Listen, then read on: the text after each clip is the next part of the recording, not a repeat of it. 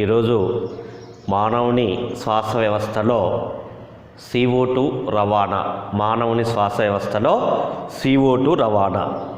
చూడండి, ఇక్కడ మానవుడు శ్వాసక్రియ జరగాలి అంటే మానవుని యొక్క రక్తములో, ముఖ్యంగా రక్తం ద్వారా ఆక్సిజన్, కార్బన్ డైఆక్సైడ్ యొక్క వాయువుల వినిమయం అనేది వాయుకోశాలలో లేదా వాయుగోళుల్లో జరిగితేనే మానవుల్లో శ్వాసక్రియ జరిగినట్టు, అతడు బ్రతికి జీవించి ఉన్నట్టుగా మనం జీవరాశిని తెలుసుకోవచ్చు. అయితే ఇక్కడ ఇంతకుముందు మనం క్లాసులో మానవుని శ్వాస వ్యవస్థలో ఆక్సిజన్ యొక్క రవాణా గురించి నేర్చుకోవడం జరిగింది. ఈరోజు మనం క్లాసులో మానవుని శ్వాస వ్యవస్థలో CO2 రవాణా గురించి మనం నేర్చుకున్నాం. చూడండి, ఇక్కడ మనకు వాతావరణంలో కార్బన్ డైఆక్సైడ్ 0.03% ఉంటుంది, అలాగే ఆక్సిజన్ 21% ఉంటుంది, అలాగే నైట్రోజన్ 78% ఉంటుంది, అలాగే హీలియం, హైడ్రోజన్ 1% ఉంటాయి. అంటే మనం పీల్చేటువంటి గాలి అనేది ఆక్సిజన్ లోపలికి రావటం ఉచ్ఛ్వాసం అని చెప్పినాం, గాలి బయటికి వదలటం నిశ్వాసం అంటాం. అంటే గాలి బయటికి వదలటం ద్వారా CO2 బయటికి విడుదలవుతుంది. అలాగే ఆక్సిజన్ పీల్చడం ద్వారా, అంటే గాలిని పీల్చడం ద్వారా ఆక్సిజన్ అనేటువంటిది ఊపిరిలోని వాయుకోశంలో నిల్వ చేయబడుతున్న విషయాన్ని మనం గమనించాలి. సో అదేవిధంగా మానవుని శ్వాస వ్యవస్థలో CO2 యొక్క రవాణా ఏంటి? సో ఫస్ట్ మనకు 3 విధాలుగా మానవుని యొక్క CO2 అనేది 3 విధాలుగా రవాణా జరుగుతుంది. ఒకటి, ద్రావణ స్థితిలో CO2 రవాణా, ఇక్కడ 7% రవాణా జరుగుతుంది. అలాగే కార్బమైనో సంయోగ పదార్థాల రూపంలో దాదాపు 20 నుంచి 25% CO2 రవాణా చెందుతుంది. అలాగే బైకార్బోనేట్ రూపంలో 70% అధికంగా CO2 అనేది బయటికి విడుదలవుతుంది. సో అందుకనే 3 పద్ధతులలో CO2 అనేది మానవుని రక్తము ద్వారా మరకు బయటికి విడుదలవుతుందనే విషయాన్ని మనం గుర్తుపెట్టుకోవాలి. సో అందుకనే శ్వాస వ్యవస్థలో వాయువుల రవాణా అంటే ఆక్సిజన్, CO2 రవాణాకు మాధ్యమంగా రక్తం పనిచేస్తుంది. దానికి కారణం రక్తములో హిమోగ్లోబిన్ ఉండటం వలనే రక్తం అనేది మాధ్యమంగా పనిచేస్తుంది. ఎందుకంటే ఒక జీవిలో, మానవుల్లో మనం గమనించినట్టయితే ఆరోగ్యంగా ఉంటే 5 నుంచి 6 లీటర్ల రక్తం అనేది ఉంటుంది కాబట్టి, సో దాంట్లో హిమోగ్లోబిన్ మెయిన్ ఇంపార్టెంట్. అందుకే రక్తం ఎర్రగా ఉంటుంది. ఈ విధంగా వాయువుల రవాణాలో రక్తం మాధ్యమంగా పనిచేస్తుంది. సో ఇటు ఆక్సిజన్ రవాణా చేస్తుంది, ఇటు CO2 రవాణా చేసి శ్వాసక్రియ జరిపించడంలో చాలా కీలక పాత్ర రక్తం వహిస్తుంది. సో అందుకనే ఫస్ట్ ద్రావణ స్థితిలో CO2 రవాణా. చూడండి, ఇక్కడ 7% ప్లాస్మాలో కరిగి ద్రావణ స్థితిలో భౌతికంగా CO2 రవాణా చేయబడుతుంది. అంటే ఇక్కడ మనకు మెయిన్ రక్తంలో 2 భాగాలు ఉంటాయి. ఒకటి ప్లాస్మా, రెండోది సీరం. ప్లాస్మా 55% ఉంటుంది, సీరం 45% ఉంటుంది. అంటే ప్లాస్మా 55% ఉంటుంది, సీరం అనేటువంటిది 45% ఉంటుంది.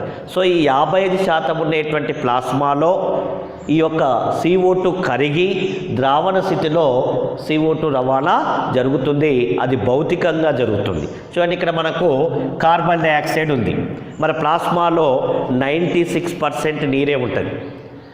ఒక 4% బైకార్బోనేట్స్ లేదా organic compounds and inorganic compounds అనేటువంటివి ఉంటాయి. కానీ అక్కడ 96% నీరే ఉంటుంది. అంటే రక్తములో, ప్లాస్మాలో అధికంగా నీరు ఉంటుంది. సో అందుకనే ఈ కార్బన్ డైఆక్సైడ్ నీటితో చర్య చెంది ఇక్కడ కార్బోనిక్ ఆమ్లం అనేటువంటిది ఏర్పడుతుంది. కాబట్టి భౌతికంగా ప్లాస్మాలో ఉన్న నీటిలో కార్బన్ డైఆక్సైడ్ కరిగి ద్రావణ స్థితిలో 7% మాత్రమే కార్బోనిక్ ఆమ్ల రూపంలో రవాణా అవుతుంది. సో ఇది ఒక ద్రావణ స్థితి అని గుర్తుపెట్టుకోవాలి. సో ఎంత శాతం రవాణా అయింది? 7%. దేనితో కలుసు? CO2 ప్లాస్మాలో ఉన్న నీటిలో కరిగి 7% CO2 రవాణా చేయబడుతుంది. సో అందుకనే కార్బన్ డైఆక్సైడ్ ప్లాస్మాలో ఉండేటువంటి నీటితో చర్య జరిపి కార్బోనిక్ ఆమ్లం ఏర్పడుతుంది. ఈ కార్బోనిక్ ఆమ్లం రూపంలో CO2 అనేది 7% మాత్రమే రవాణా చేయబడుతుంది. నెక్స్ట్, కార్బమైనో సంయోగ పదార్థాల రూపంలో CO2 రవాణా. కార్బమైన సంయోగ పదార్థాల రూపంలో CO2 రవాణా. చూడండి, ఇక్కడ 20 నుంచి 25% 20 నుంచి 25% CO2 అనేది ఈ రూపంలో రవాణా చేయబడుతుంది. సో ఇక్కడ 20 నుంచి 25% కార్బన్ డైఆక్సైడ్ లేదా CO2 నేరుగా రక్తములో అంటే ఆర్బీసీలో ఉండేటువంటి హిమోగ్లోబిన్ అనే సముదాయంతో కలవటం వలన, అంటే ఆర్బీసీలో హిమోగ్లోబిన్ ఉందని చెప్పినా కదా, ఈ ఆర్బీసీలో ఉండేటువంటి హిమోగ్లోబిన్ అనే సముదాయంతో కలవటం వలన అక్కడ కార్బమైనో సంయోగ పదార్థాలు అనేటువంటి మనకి ఏర్పడాలి. సో అందుకనే ఏమవుతుందంటే CO2 అనేటువంటి నేరుగా ఆర్బీసీలో ఉన్న హిమోగ్లోబిన్ అనే సముదాయంతో కలిసి కార్బమైనో హిమోగ్లోబిన్ అనేటువంటిది ఏర్పడుతుంది. ఈ కార్బమైనో హిమోగ్లోబిన్ రూపంలో మనకు CO2 అనేది రవాణా చేయబడుతుంది అనే విషయం గమనించాలి. సో అందుకనే ఇక్కడ చూడండి హిమోగ్లోబిన్, ఇక్కడ NH2 ఎమైనో సముదాయం. ఇది ఈ ఎమైనో సముదాయం ఎక్కడ ఉంటుంది మనకి? ఇక్కడ కార్బమైనో పదార్థాల రూపంలో ఉంది కాబట్టి ప్రోటీన్ రూపంలో అక్కడ ఈ హిమోగ్లోబిన్ NH2 సముదాయం ఏదైతే కార్బమైనో సంయోగ పదార్థం, సో ఇక్కడ CO2తో కలుస్తుంది, కలిసి కార్బమైనో హిమోగ్లోబిన్ అనేటువంటిది ఏర్పడుతుంది. కార్బమైనో హిమోగ్లోబిన్ అనేటువంటిది ఏర్పడుతుంది అన్నట్టు. సో ఈ కార్బమైనో హిమోగ్లోబిన్ అనేటువంటిది ఏర్పడటం వల్లే మనకు CO2 అనేటువంటిది బయటకు విడుదలవుతుంది అన్నట్టు. కొంత రూపములో అంటే కొద్ది రూపములో ప్లాస్మాలో ఉన్న ప్రోటీన్తో కూడా CO2 కలవడం వలన, ప్లాస్మాలో ఉన్న ప్రోటీన్తో కూడా CO2 కలవటం వలన కార్బమైనో సంయోగ పదార్థాలు ఏర్పడతాయి. ఆ రూపంలో కూడా కొద్దిగా CO2 అనేది రవాణా అవుతుంది. మొత్తానికి 20% లేదా 25% CO2 అనేది రవాణా అవుతుంది. అయితే ఇక్కడ ఈ కార్బమైనో సంయోగ పదార్థాలు ఏర్పడటం మనం గమనించినట్టయితే మనకి ఇంతకుముందు చెప్పినాం, ఊపిరితిత్తులలో వాయుకోశాలు లేదా వాయుగోళులు ఉంటాయి. సో మానవుల్లో సుమారు 300 మిలియన్ల వాయుగోళులు ఉంటాయని చెప్పినాం. సో వాయుగోళులు ఊపిరితిత్తులకు ఒక నిర్మాణాత్మక క్రియాత్మక ప్రమాణాలు, the basic of unit respiratory system. అంటే ఇక్కడ ఎయిర్ సాక్స్ వెరీ ఇంపార్టెంట్. అంటే వాయుకోశాలే ఒక ప్రాథమిక ప్రమాణాలు ఊపిరితిత్తులకు. సో ఎందుకు సార్ అంటే వాయుకోశాల్లో వాయుగోళుల్లో గాలి నిల్వ ఉంటుంది, వాయువుల వినిమయం జరుగుతుంది కాబట్టి చాలా ప్రాముఖ్యత ఉంటాయి. సో అందుకనే వాయుకోశాలలో ఆక్సిజన్ యొక్క పీడనం ఎక్కువ, CO2 యొక్క పీడనం తక్కువగా ఉంటుంది అన్నట్టు. అలాగే కణజలాలలో CO2 గాఢత ఎక్కువ, ఆక్సిజన్ యొక్క గాఢత తక్కువ. మరి ఎక్కడైతే వాయుకోశాలలో అంటే వాయుకోశాల్లో ఆక్సిజన్ యొక్క పీడనం ఎక్కువగా ఉంటుంది, CO2 యొక్క పీడనం తక్కువగా ఉంటుంది అనే విషయం తెలుసుకోవాలి. అలాగే కణజలాల్లో CO2 గాఢత ఎక్కువ, ఆక్సిజన్ యొక్క గాఢత తక్కువ. ఎందుకు అంటే మనం తీసుకునేటువంటి ఆహారం ఏదైతే జీర్ణమవుతుందో అది C6H12O6 C6H12O6 అనేటువంటి ఒక గ్లూకోజ్ అనే పదార్థంగా మారుతుంది. ఈ గ్లూకోజ్ శ్వాసక్రియ ఫలితంగా విచ్ఛిన్నమై CO2 + H2O కొంత శక్తి విడుదలవుతుంది. ఆ ఏర్పడిన CO2 కణజలాల్లోనే విడుదలవుతుంది కాబట్టి CO2 యొక్క గాఢత చాలా ఎక్కువ, అక్కడ O2 గాఢత తక్కువ. కాబట్టి ఇక్కడ ఏమవుతుందంటే CO2 కణజలాలలో ఇక్కడ ఉండేటువంటి రక్తములోని హిమోగ్లోబిన్తో కలిసి ఇక్కడ కార్బమైనో హిమోగ్లోబిన్ అనేటువంటిది ఏర్పడుతుంది. కార్బమైనో హిమోగ్లోబిన్ అనేటువంటిది ఏర్పడుతుంది. ఎప్పుడైతే కార్బమైనో హిమోగ్లోబిన్ ఏర్పడుతుందో ఆ రూపములో రక్తం ద్వారా వాయుకోశంలోకి చేరుతుంది. మరి వాయుకోశాల్లో ఆక్సిజన్ యొక్క గాఢత ఎక్కువ, CO2 గాఢత తక్కువ అని చెప్పిన. కాబట్టి ఎక్కడైతే గాఢత తక్కువగా ఉంటుందో ఏర్పడినటువంటి కార్బోనిక్ ఆమ్లం H2CO3 ఉంది కదా, H2 + CO2గా విడిపోతుంది. అంటే H+CO2గా విడిపోతుంది. అలా విడిపోయినటువంటి కార్బన్ డైఆక్సైడ్ ఏదైతే ఉందో వాయుకోశం నుంచి మనకు ఊపిరితిత్తు ద్వారా బాహ్య నాసికాల ద్వారా బయటికి విడుదలవుతుంది అని చెప్పాలి. సో అలా కార్బమైన సంయోగ పదార్థ రూపంలో 20 నుంచి 25% ఆక్సిజన్ మన CO2 యొక్క రవాణా జరుగుతుందనే విషయాన్ని గమనించాలి. సో ఇక్కడ మనం గుర్తుపెట్టుకోవాల్సింది ఏంటంటే ఊపిరితిత్తులో వాయుకోశాల్లో గాలి నిల్వ ఉంటుంది కాబట్టి ఆక్సిజన్ యొక్క పీడనం ఎక్కువ, CO2 పీడనం తక్కువ కాబట్టి ఆడ ఏర్పడేటువంటి కార్బోనిక్ ఆమ్లం కానీ కార్బమినో హిమోగ్లోబిన్ అక్కడ విడుదలవుతుంది. విడిపోతుంది. విడిపోయి CO2ని విడుదల చేయడం వల్ల ఆ విధంగా బయటికి వెళ్ళిపోతున్న విషయాన్ని గమనించాలి. కణజాలాలలో CO2 గాఢత ఎక్కువ, ఆక్సిజన్ యొక్క గాఢత తక్కువగా ఉంటుంది కాబట్టి సో అక్కడ CO2 అనేటువంటిది వెంటనే కణజాలాల్లో విడుదలవుతుంది. సో ఆ విధంగా రక్తం ద్వారా వాయుకోశాల్లోకి రవాణా చెందుతుందనే విషయాన్ని మనం గమనించాలి. అందుకనే ప్లాస్మాలో ప్రోటీన్తో కలవడం వల్ల కార్బమైన సంయోగ పదార్థాలు ఏర్పడవచ్చు, లేదా ఇక్కడ ప్రోటీన్తో అమైనో సముదాయంతో కలవడం వల్ల కూడా ఈ కార్బమైన సంయోగ పదార్థాలు ఏర్పడతాయి విషయం గమనించాలి. నెక్స్ట్ బైకార్బోనేట్ రూపంలో CO2 రవాణా. బైకార్బోనేట్స్ రూపంలో 70% CO2 రవాణా మానవుల్లో జరుగుతుంది. అధిక జీవరాశిలో జంతువులలో ముఖ్యంగా మానవులలో 70% CO2 ఏ రూపంలో రవాణా అవుతుందని చెప్పినాం, బైకార్బోనేట్ రూపంలో రవాణా అవుతుందనే విషయాన్ని గమనించాలి. ఎందుకు అంటే మానవ యొక్క రక్తము ఎర్రగా ఉండడానికి కారణం ఏం చెప్పినా హిమోగ్లోబిన్. సో ఇక్కడ ఆర్బీసీ మనకు ఆర్బీసీ ఉంటాయి రక్తములో, ఎర్ర రక్త కణాలు అంటున్నాం. సో ఎర్ర రక్త కణములో కార్బోనిక్ ఎనైడ్రేజ్ అనే ఎంజైమ్ ఎక్కువగా ఉంటుంది.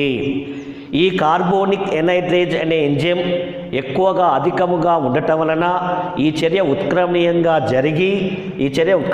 జరిగి ఏమవుతుందంటే ఇక్కడ ఉండేటువంటి కార్బన్ డైఆక్సైడ్ నీటితో చర్య జరిపి కార్బోనిక్ ఆమ్లం అనేటువంటిది ఏర్పడుతుంది.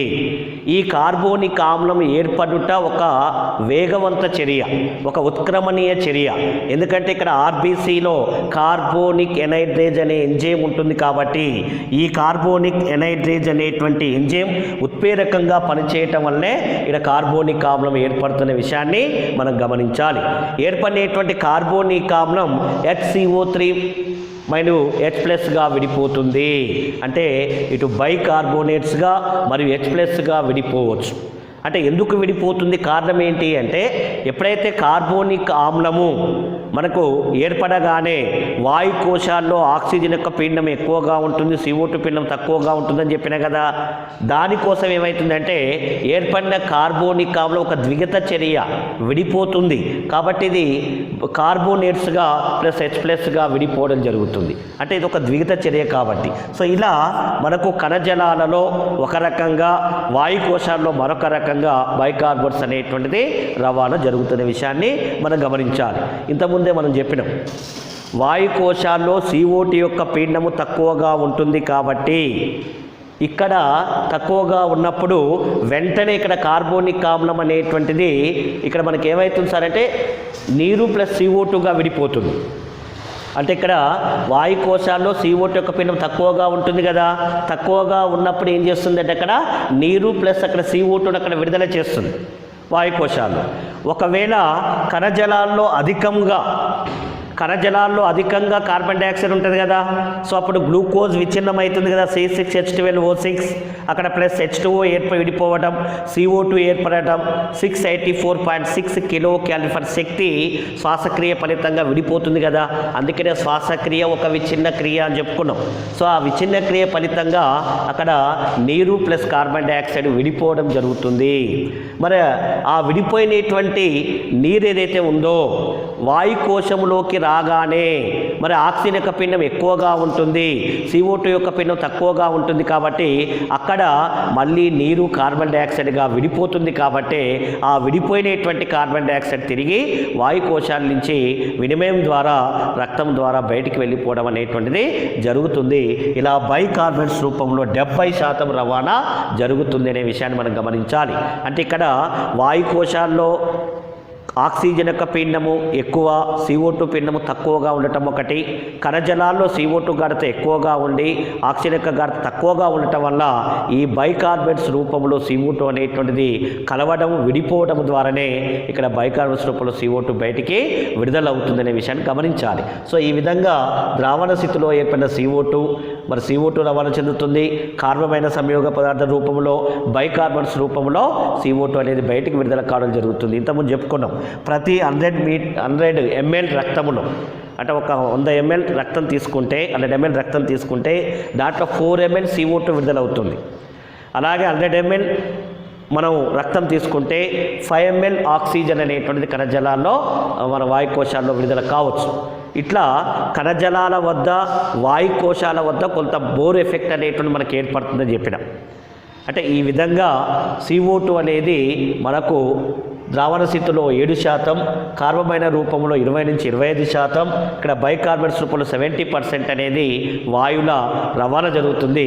ఈ విధంగా మానవుని యొక్క శ్వాసక్రియలో ఆక్సిజన్ యొక్క పాత్ర, CO2 యొక్క పాత్ర, అలాగే మనకు ఆక్సిజన్ వియోజిన్ వక్రరేఖ అనేటువంటి పాత్ర ఎక్కువగా ఉంటుంది. కాబట్టి మానవులో మెదడు కూడా, మెదడులో మధ్యాముఖం అనేటువంటిది, పాన్స్ వెరోలి అనేటువంటి భాగం కూడా శ్వాస నియంత్రణలో చాలా కీలక పాత్ర పోషిస్తున్న విషయాన్ని మనం తెలుసుకోవాలి.